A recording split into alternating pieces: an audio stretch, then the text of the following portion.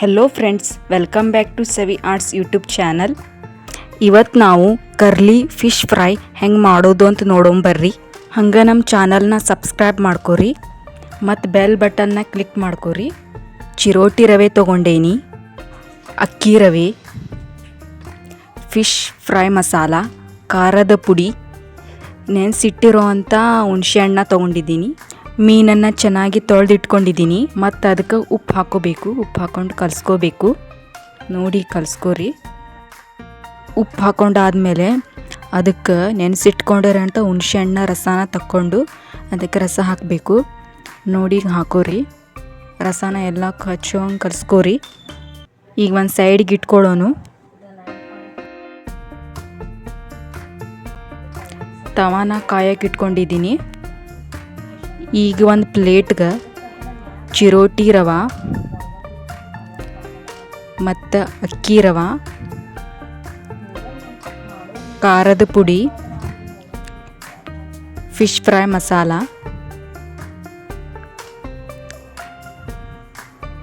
ಹಾಕ್ಕೊಂಡು ಕಲಿಸ್ಕೋಬೇಕು. ಎಲ್ಲ ಹಿಂಗೆ ಚೆನ್ನಾಗಿ ಮಿಕ್ಸ್ ಮಾಡ್ಕೋರಿ.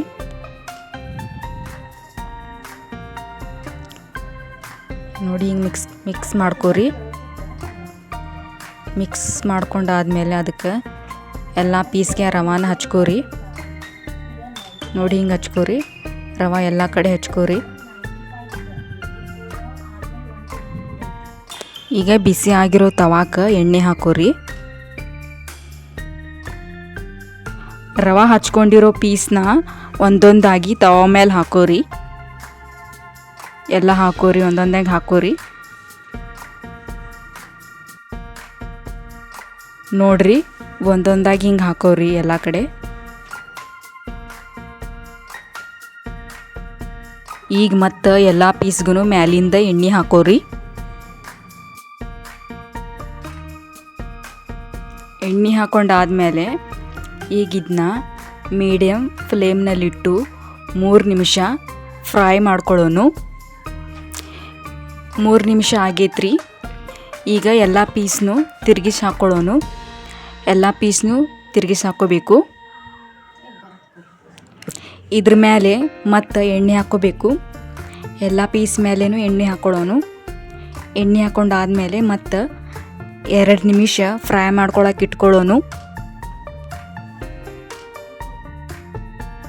ನೋಡ್ರಿ, ನಮ್ದೀಗ ಕರ್ಲಿ ಫಿಶ್ ಫ್ರೈ ರೆಡಿ ಆಗೈತಿ.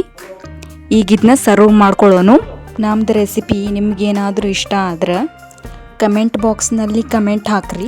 ಹಂಗೆ ನಮ್ಮ ಚಾನಲ್ನ ಸಬ್ಸ್ಕ್ರೈಬ್ ಮಾಡ್ಕೋರಿ ಮತ್ತು ನಮ್ಮ ವಿಡಿಯೋನ ಲೈಕ್ ಮತ್ತು ಶೇರ್ ಮಾಡಿ.